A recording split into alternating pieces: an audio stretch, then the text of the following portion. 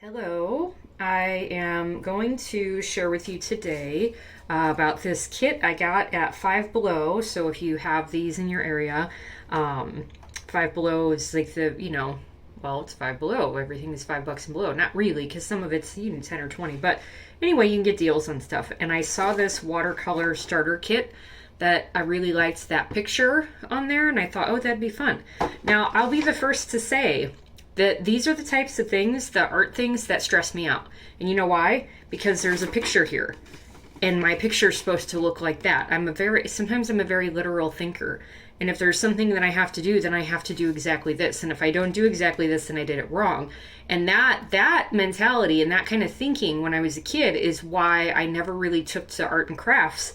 And I didn't realize that the beauty of arts and crafts are that you can do whatever you want. Or maybe I knew that because obviously I saw like projects in the classrooms always look different with every kid. But the thing was that I didn't always like the way mine looked when I compared to other people. So this for me is a really good experience and a good experiment because I want to learn to have fun with making my own version of something that I find pretty and allowing it to just flow and getting rid of that feeling of stress. So this is the kit, $5. You get some handy directions here. Shows you the different types of ways to work with the watercolor. So it's watercolor ink. And for $5, I'm like, okay, it comes with a flat, canvas panel.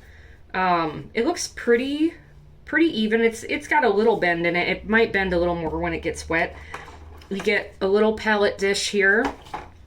You get this little water brush, so you're gonna fill this up the tube. You fill that up with water. You could probably also just dip the brush in if you didn't want to fill it. And then you have 3 red, yellow, blue. You got your primary colors. And then you also get this fun glitter silver, which I'm super curious about this to see how it works. So the palette, they say in directions like you can put your red, yellow, blue, but then you have several other parts where you can mix your color, because obviously in the pictures, I mean, they have yellow, but they're in blue, but this is more pinky, this is more orange, you got a lot of green, you got purple, and then you've got this kind of muddy gray. So, and I'm guessing that's the silver. I'm going to have to look at the directions again.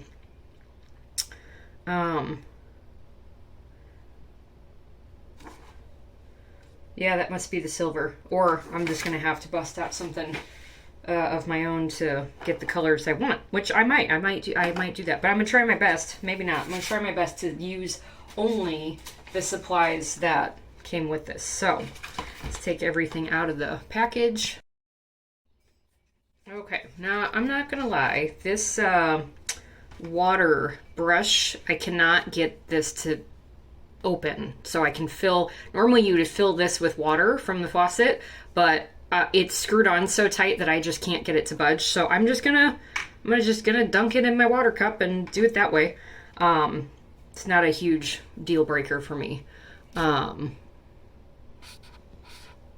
see, there, that's a little brighter. So I'm gonna this is the silver, put some drops in there. So this is really like a thick, that is like a paint. That I wouldn't call watercolor ink. So that feels like an acrylic paint.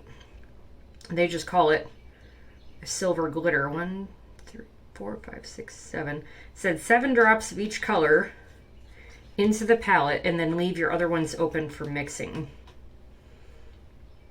Oops, dropped some on my instructions. Okay, red's going there. That one was ready to come out. And then we're going to put blue.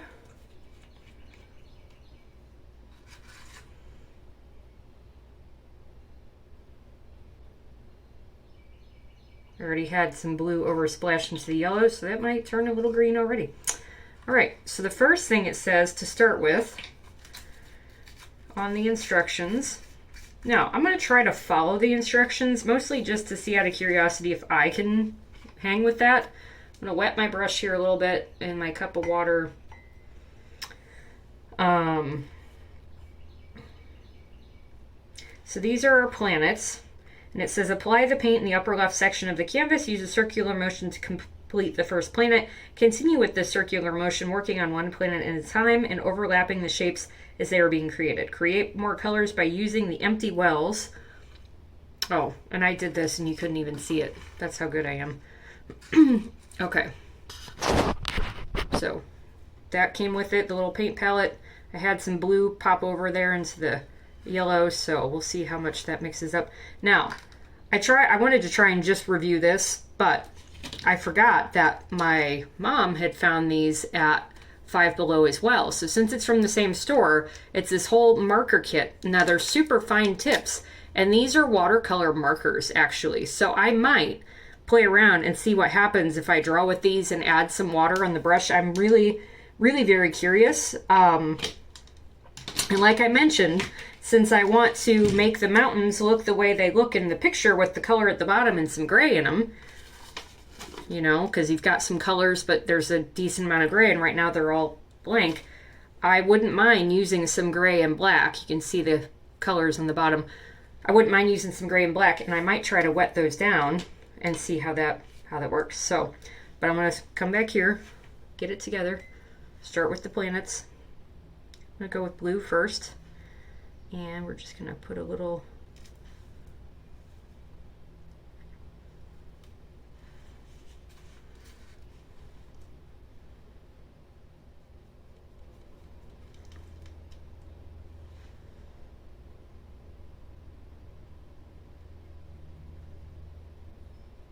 so normally if you can actually manage to open this brush, you would be able to squeeze a little bit of water out and add, you know, more or less water to it. The other thing you can do is get a lot of water on your brush and dab it onto the canvas first and then drop your paint into it, or you just use it to kind of brush around. Now, I don't work with brushes all that often. I tend to use a lot of different things to create art. So sometimes I use my hands, sometimes I'm using brushes, sometimes I'm using spatulas or palettes, or I might use sponges. So brushwork for me is still something that, well, I have to kind of work at it. Now, it says to clean your brush in between switching so you don't totally wreck all your colors, and to do your color mixing in the empty wells. I'm going to try and move this over so you can see what's going on. My workspace is, you know, well used, so there's just stuff everywhere. I'm okay with it. Kind of. I also brought up a trash bag to maybe start cleaning today. We'll see if I get to that. So I put some red. I'm hoping to get some purple in here a little bit.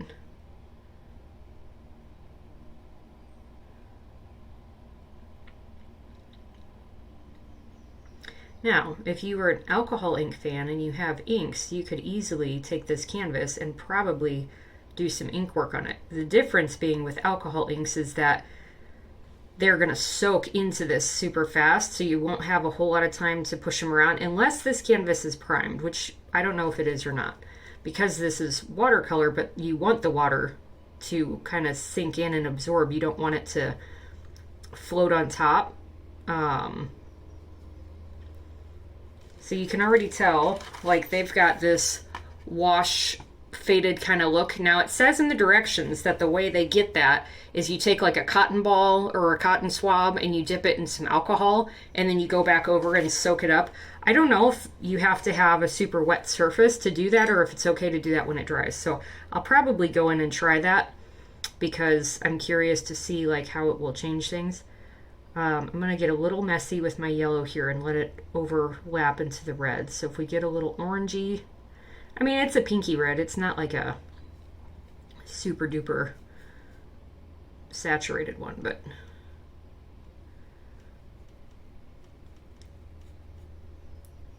let's see if we get a little orange rocking in here. I was really kind of hoping for a little bit more purple, so I'm going to run some, I dipped my brush in the water, I'm going to run some more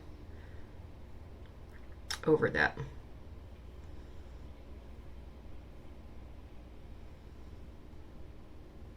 And we're just gonna pull this out. Tiny bit of blue right here. Let that get a little green if we need to.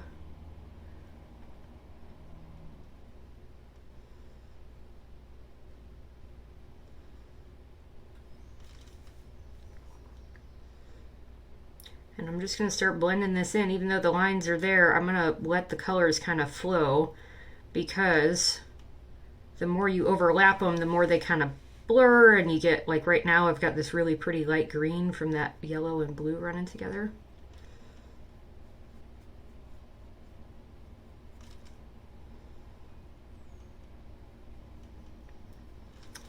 Okay, so I'm going to put this down here, get a little red. So I got some water in there first. Now I'm going to really put that blue right on top of that red and see what happens. Out of my lines a little again on the edges there, which, you know, makes me twitch a little, but what can you do? Sometimes things are messy.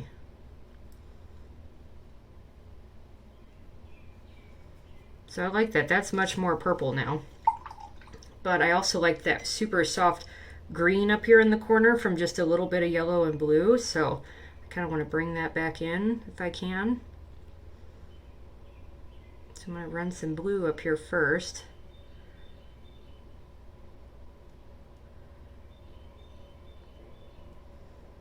Now, I don't know a lot, like I have not studied color theory and all those things that a lot of people out there have studied. So I'm, you know, I know the basics. Certain colors mix and make certain colors. Like, I've got that. But it's a very entry level understanding of things. A lot of people know, like, which colors look better together and how to pair different colors. And my understanding is still kind of just working on, what do I like? Let's see what happens. Experimental. What happens when you layer these colors together? Do I like the way it looks? Does it make me feel good? Does it make me feel a certain way? There are certain colors like that I feel like I have aversions to. Red is a color I don't typically gravitate toward. It has to be very specifically used and a specific shade of red for me to work with it. And, you know, I think that's just what it is sometimes. Like, we gravitate toward certain things and maybe away from other things. So I'm putting some yellow in here. I might do just a tiny bit. I'm going to dab that out. A tiny bit of red. See if I can't get a little orangey action going. Alright, so I'm going to fill in these planets. And I'll be back with the next section. Okay, I've got my planets filled in. I like the way it looks with that kind of washy look on their directions. So I'm taking my alcohol, it's just rubbing alcohol. I'm out of cotton swab, so I'm using a Q-tip. I soaked it in there. I'm going to kind of come in here and see what happens.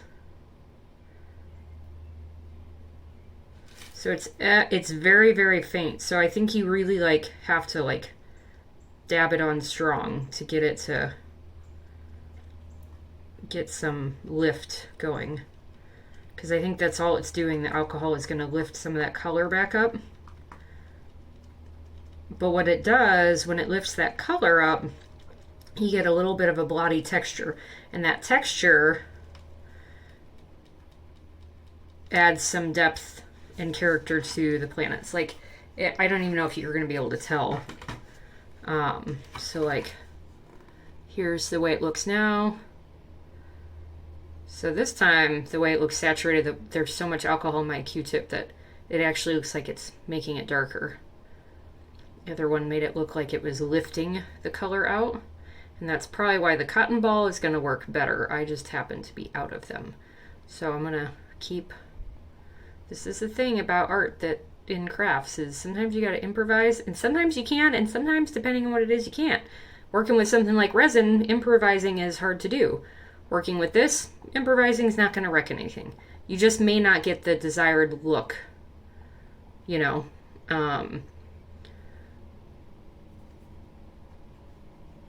might try rubbing that around a little.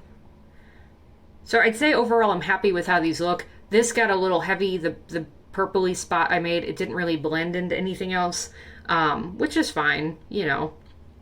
Again, it's not like I used to, what would happen is, you know, oh, it doesn't look as good as what the example, that means I'm no good and I can't do this, and, you know, I'm not talented, and this is reserved, this $5 kit is reserved for people who are talented, or for master, you know, artists and painters and things. And that doubt, I think, in that self-talk, it's funny when you think about it, because you're like, why am I being so hard on myself about something as simple as being creative?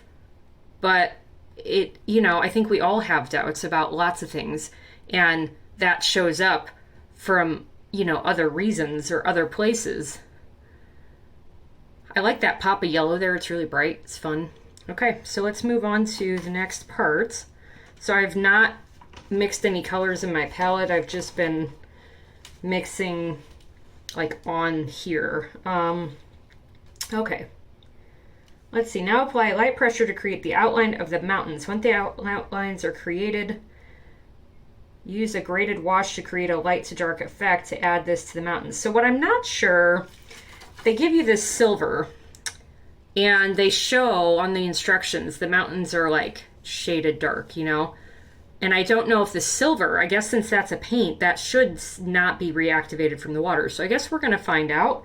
But like I mentioned, I'm also curious to try these Five Below fine tip watercolor markers to see what they do. So I think I'm going to try these first.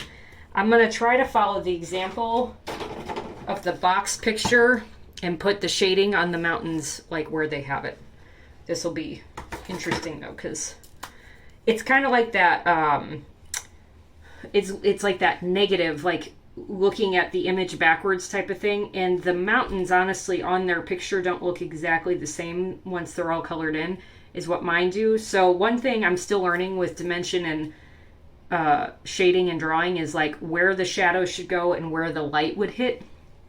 So bear with me, because this is probably not going to be like a totally accurate thing.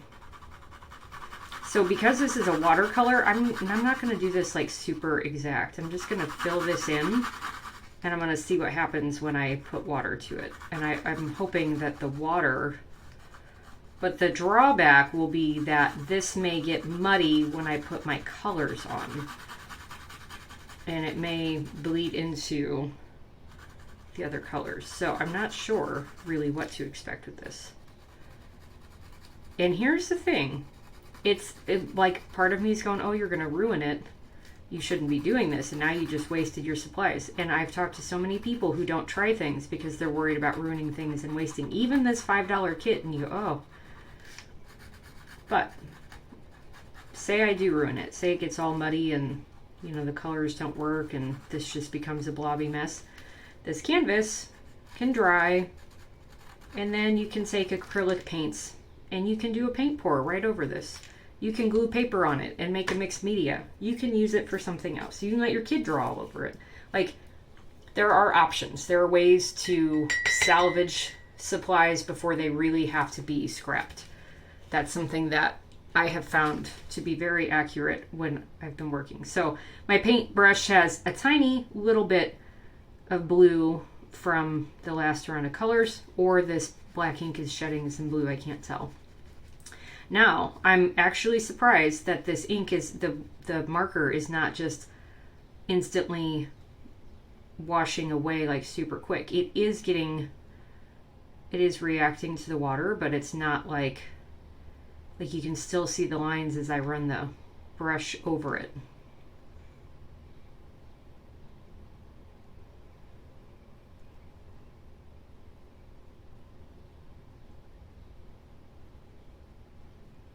Okay. Which is kind of cool. Adds some texture to your shadow of the mountain. Like, now this is a pretty wide brush tip on here, so like getting in these fine corners and lines and stuff is a little bit challenging without smearing it outside the lines. So if you like things to stay inside the lines and whatever, if you have another brush, I would say get a finer tip brush. But no, I like that. That's kind of cool the way it looks. So now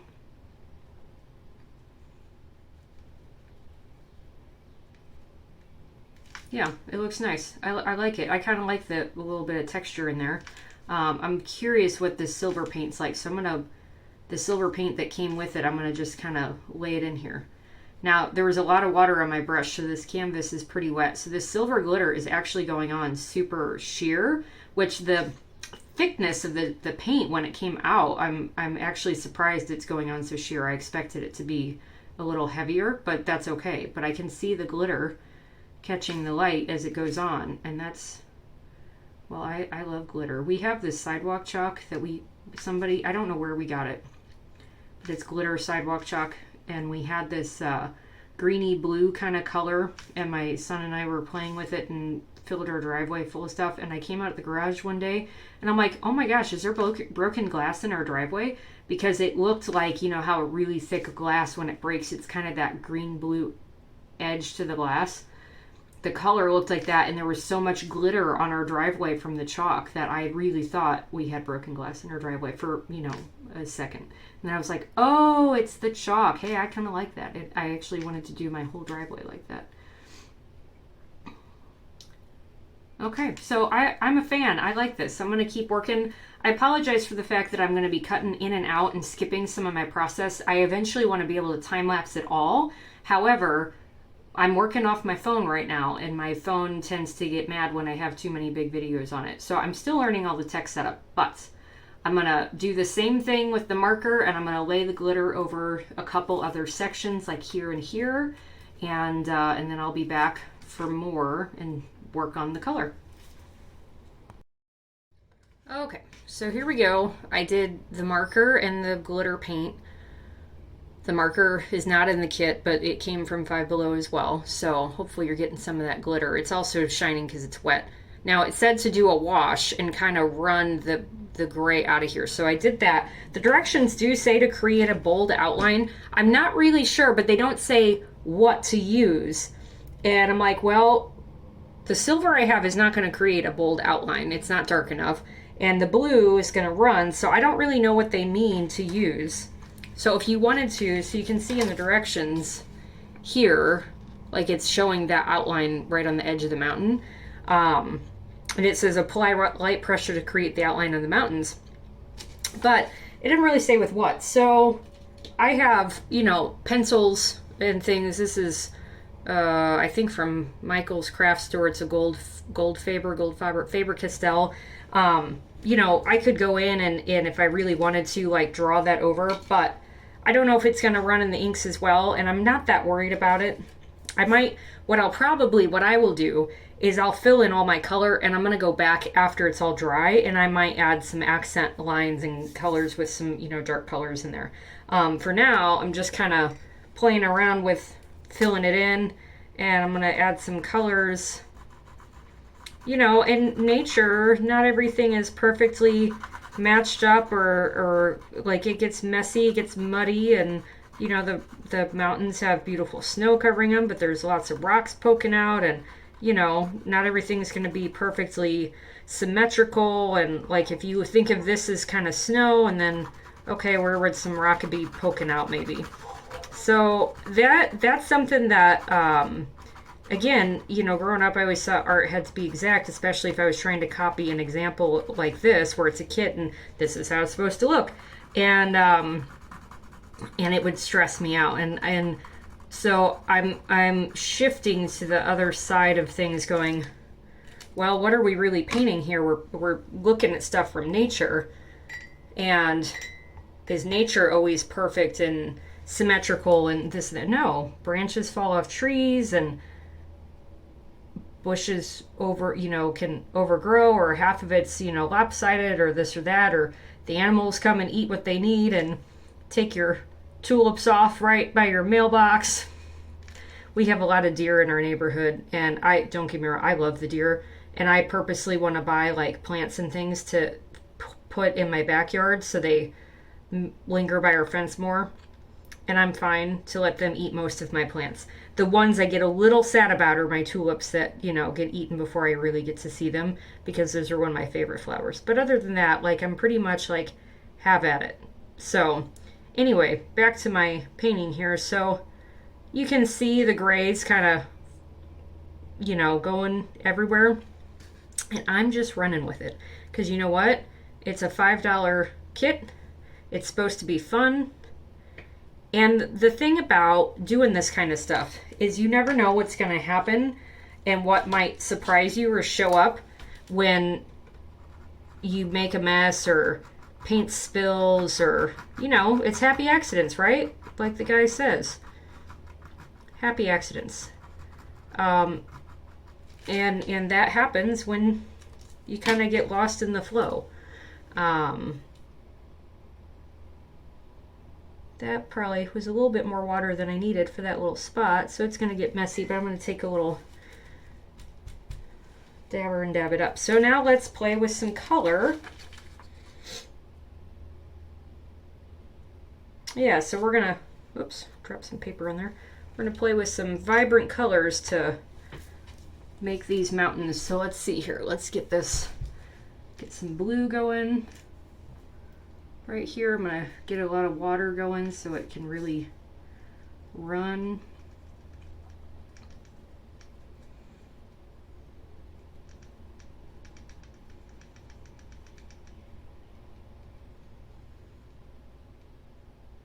I wish I could work at a time-lapse speed. You know, you make those time lapses and you watch it and it goes so fast, and I'm like, why am I working so slow? Oh yeah, because this is how long it really takes. Of course, then though, your enjoyment factor goes fast too when you do that, so don't want to lose sight of the fun. So I'm putting some red and blue down. So this purple is like a kind of a gray purple that it makes. I wouldn't call it like, it's like a gray purple. We painted a bathroom once at our old house that was supposed to be gray, and we got this really cool shower curtain. It was like a city scene with buildings and stuff, and I thought it was really cool, but we wound up painting over it because my husband's like, it's purple. I'm like, I know it is. It's a purple gray. And depending on who you ask, you'd see more of one color or another, but I'm like, no, you have a purple bathroom. I was fine with it. I loved it because purple's kind of my favorite color. So, but I get why he needed to paint over it because it was too much for him. And I'm thinking of that bathroom now as I paint this. So this is just a dried out baby wipe that I had sitting on my workstation from cleaning my hands off the other day. And I'm just pulling up some of the extra saturated water. Oh, yeah, that's a mountain. I'm not looking at this line over here. I'm like, oh yeah, the mountain goes right up there. So I'm going to actually pull the colors up here as well. Okay, I'm going to work and I'll be back again in a few minutes with more color. Okay, I got some more colors. So they have like really pretty pinks and blues and purples in their directions.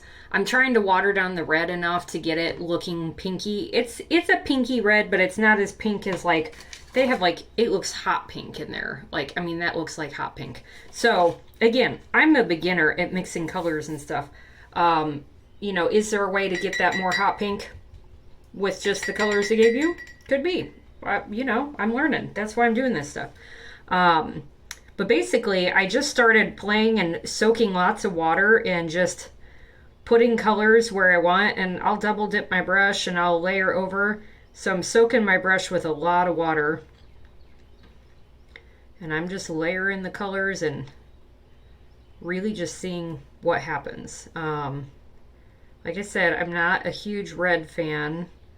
So, like, red mountaintops are a little, like, it kind of throws me a little. So it's like, that's why I've been going back in with a little yellow or trying to add some blue or just water it down more. So I never did get my brush open, so I'm just rinsing it off as I go in my cup and blotting it out on a towel or something. What was I going to get? I'm going to get some yellow in here. So I really like putting the yellow with the red because it does give this really pretty orangey kind of color. I'm going to bring this down here.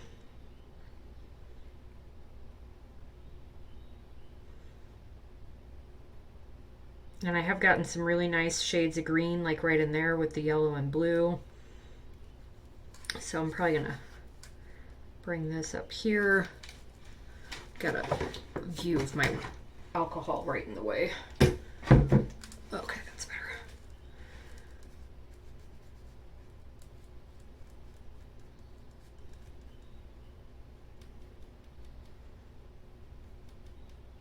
So like right now I have a lot less water on my brush, so the color is super concentrated.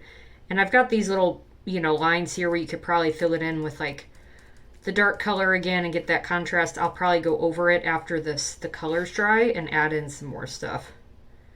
So might try to get a little more green up here. Put some blue on my brush. I just had yellows. There's a little yellow in there still, so I'm gonna add a little more yellow on my brush. Get that nice green color again. And I'm going right over the lines. I'm running over the gray too. Like, I don't mind if it overlaps and pulls some color into the gray parts. The thing that I really, so when you're nervous about like messing things up, and with certain styles, art or crafts or whatever, I use those words interchangeably because to me it's kind of the same thing. But I know for a lot of reasons, there are reasons why art and crafts are not interchangeable.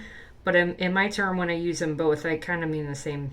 I mean anything in the creative world of painting or making handmade stuff. What was I going to say? Totally lost my train of thought.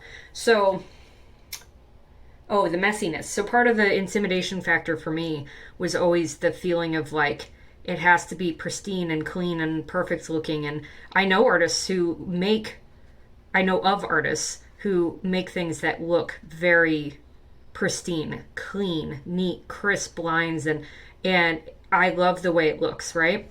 The one thing that stresses me out with the thought of making it is like, how do you make something like that without, you know, just wrecking it? How do you, because I tend to get, I'm kind of messy, and I like to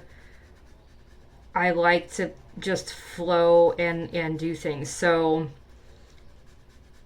one of the things that I've learned and that I like is layering, and knowing that, okay, this can be my first layer. It doesn't have to be my final layer. You know, so if I don't like certain things, like maybe this blue sticking out here, maybe I don't like that. Or maybe I don't like that, you know, some of my colors are smudged over the lines. Like, you can go back in different ways to clean that up. You can layer more paints on top. If you're somebody who's already got a hefty craft supply or paint supply or art supply of other things, inks, markers, pencils, acrylic paints, other paints, you can go back in and like totally layer over this and make some really cool, you know, really cool things. So I think that's absolutely doable. But I'm really enjoying this. I'm liking how this turns out. And I mean, if you've got kids that want to do stuff, you know, summer breaks coming up, like for $5 you get, and I mean, I literally have only squeezed the first initial drops out of these bottles, which is like 7 drops in the little thing, and I'm still working off of that, and I've done all of this. The only extra supply that I added in here was this watercolor marker that also came from Five Below, and you got a whole pack of them.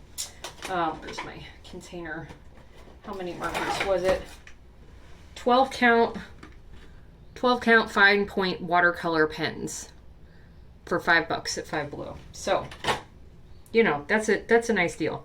So probably now with the moon, it says to add kind of a washed out look, and again, it's gray, which they did not give me. They gave me silver, so that must mean, so I did not try this by itself with the mountains to see how washed out it gets. Now, so far, you know, not a lot of water on my brush. I'm just brushing it in. I'm liking the texture. I like the way it looks. Of course, I like the glitter. So I'm gonna brush this in.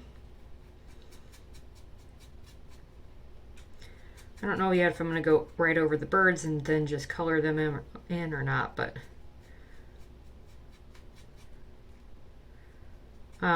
so having a dry brush with this is going to make, whether your brush is wet or dry, is going to make a difference on how it shows up.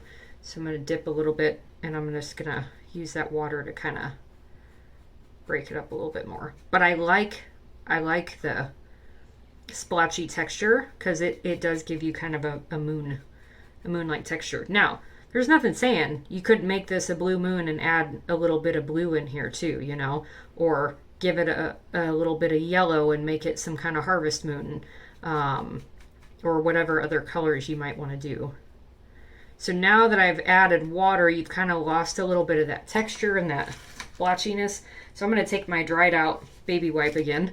Now you can, oh, and it's got color on it. My bad. See, these are those happy accidents. Happens.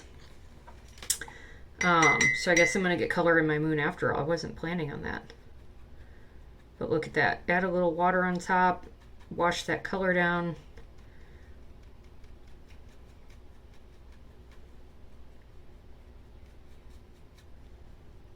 I'll put a little more gray up there just to get some of that texture back in. And of course red was the color that showed up the most.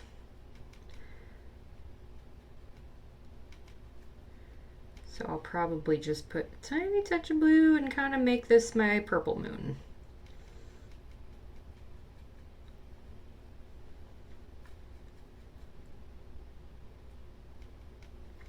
Now with the gray in there, the silver paint, it's changing the colors around just a little. But I can also come back in here and do that alcohol lift and see what happens. But I'm kind of liking this.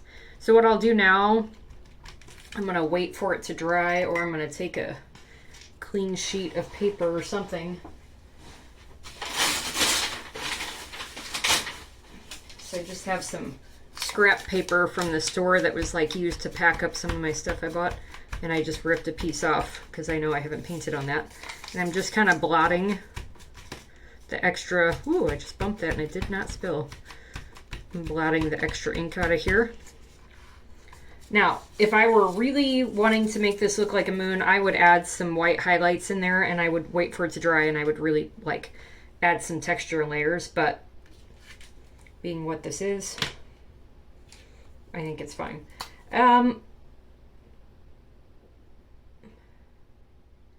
So their directions again are a little misleading because they show these really dark painted in birds, and the brush they give you, you're not going to get that clean of a line unless you're really good, especially when it's wet. And it's also not, that silver is not going to get that dark. So I'm going to use this marker again to kind of draw in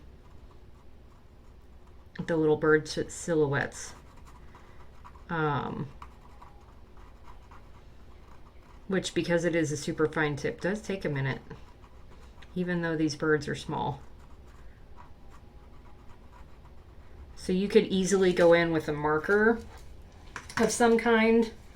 I have like a big permanent marker. That's probably a little bigger because I know myself and I'm going to get all over the place. Like, I'll get way out of line. I have some Cricut pens that also work for like lining stuff in, and I think it would fill it in faster. Possibly, maybe not. I could be wrong. Let's see. Nope, the canvas is just grippy enough that even though this tip is just a little bit bigger than the watercolor, it still takes a second. I probably won't fill these in yet because they're still just a little bit wet, and so the colors are probably run. But there you go. There's the $5 kit. This is fairly dry. So like if you wanted to go back in and, you know, add some black over the top here, like this kind of spot looks like maybe the mountain should be poking out.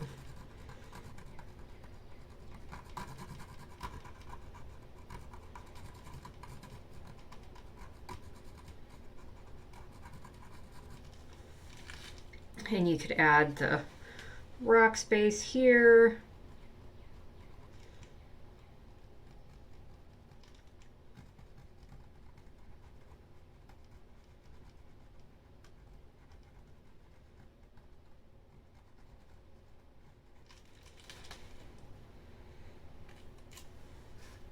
This one's kind of on the side of the canvas, so it's a little hard to color.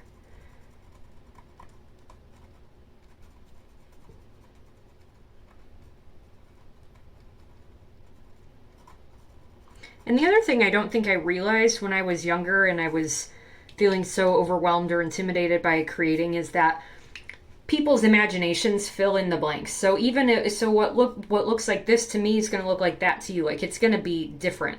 And so even though like as the person who's doing the creating, you see one thing, other people can look at it and see something else or see it in a different way, or we fill in the blanks, which is why people don't always agree on the same things they like. Like some people like abstract art, some people don't get abstract art and they want realist, they want to look at landscapes or something that they know what they're looking at. And from the same perspective as being a creative, some people don't like creating abstract because they don't really know what to do. And other people, what I've been intimidated by is like, oh, I got to create a landscape. Well, I can't draw that. I don't know how to do that. Like it's different strokes for different folks, That's the way it goes. Now with this one, they show on their finished picture, just to give you the grit, they show like it looks kind of gray in the background, and that's probably like the canvas. So they didn't say anything about doing like a wash on the whole background. And the other thing that's kind of silly is they have this code right at the top here in your picture. So if you actually wanted to like display it, you would need to try and cover that up somehow. But whatever, for a $5 kit, it's not like I don't think they're thinking anybody's gonna, do that much with it. Somewhere along the line, I must have dropped water right in here because I got on my planet, I got this cool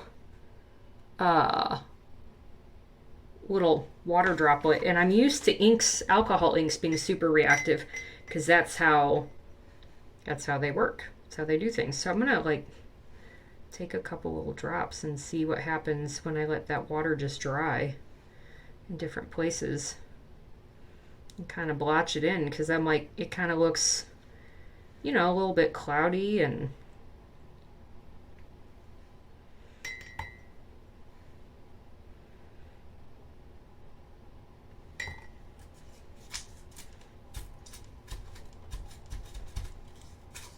taking my paper again and just blotting up where I dropped, and just let those dry. And I'm gonna fill in my birds, and I'm gonna play around. I don't know if I'm gonna try and fill in the sky or not, but it's kind of looking like it needs a little something.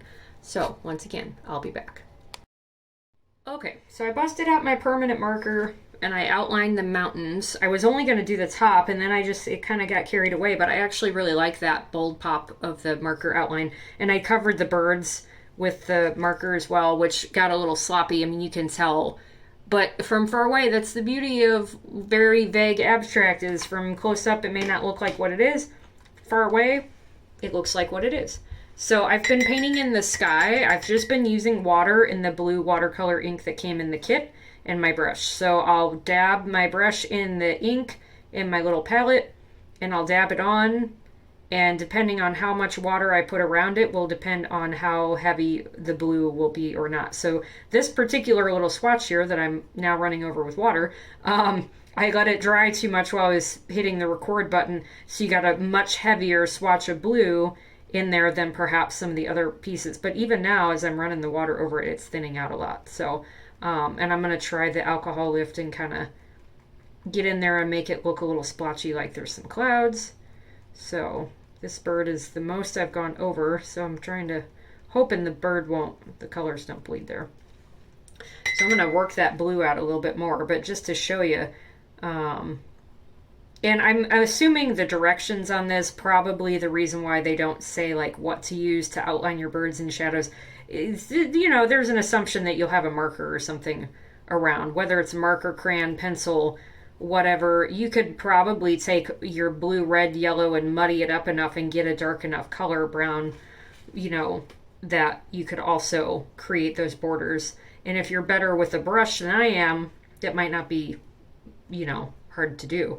I'm still learning how to angle a brush, for fine lines and things. So I've not outlined the moon and the planets. I think I will when I'm done putting this watercolor sky.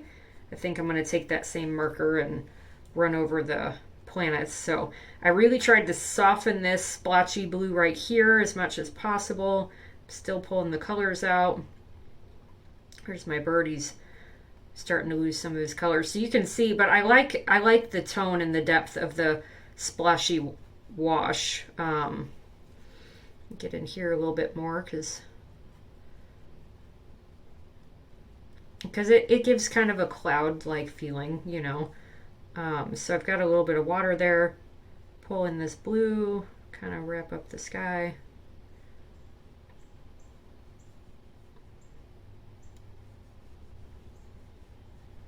Yeah, I think my biggest complaint about this $5 kit is just that number is right there. I'm like, that's not a sticker, that's printed on. Like, it's just printed right on there. I don't think there's a... I was like, I mean, I might be able to like scratch it off, but I think other than... I'm going to just keep piling my blue over here for the sky and water it out. Water it down.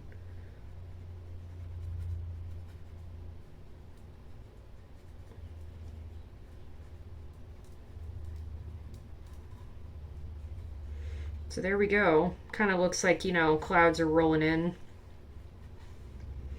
Can thin this, bring the clouds down a little bit more.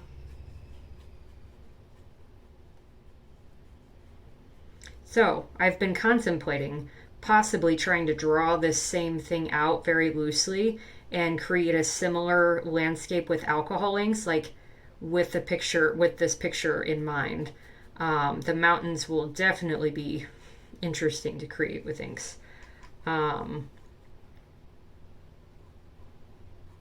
we'll see if I can make that happen. I'm just filling that all in there.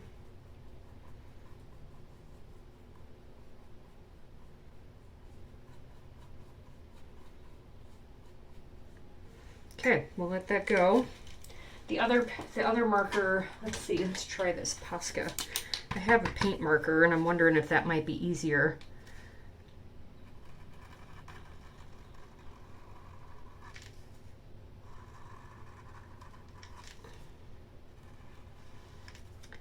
I don't always have the steadiest of hands, so I'm trying to go around here without and staying on the line. You could probably try to find a circular shape that fits here and trace it, or like cut a stencil.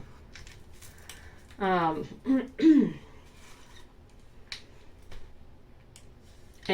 for me, just to keep everything uniform, I'm like, well, I already traced everything else. And as I'm looking through my camera up here, it's like you can see the colors, but you don't really see the outline of the planets. So I'm going to trace from upside down.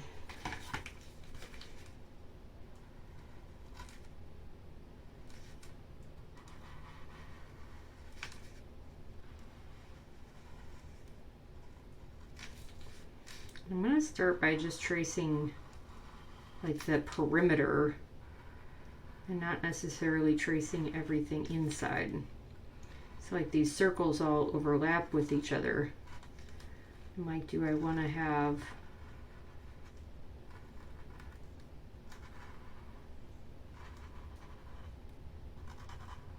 there we go. So that's what it looks like if I don't trace like the inner lines, because you can see how like the planets overlap. And I'm like, well, do I want to trace all the inner lines or do I like it just with an outline? And I can trace the one full circle in here.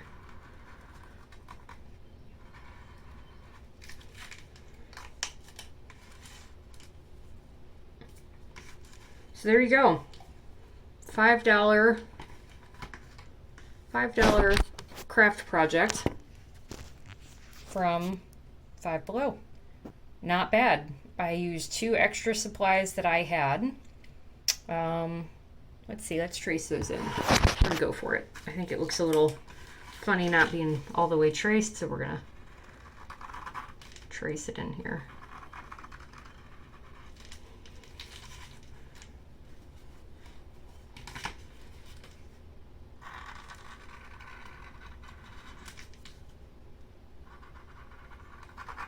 There's so many lines going so many directions, so it's like which one's going where.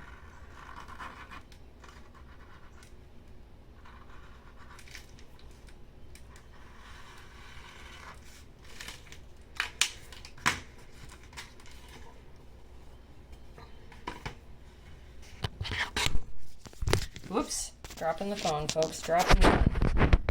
There we go. Not too bad for a $5 project. Now if I can just get my barcode out of the corner. I like it. I like it. This was something really out of my comfort zone. It looks very different than their finished example here, but I'm happy with how it looks. Thank you for watching. Go create something.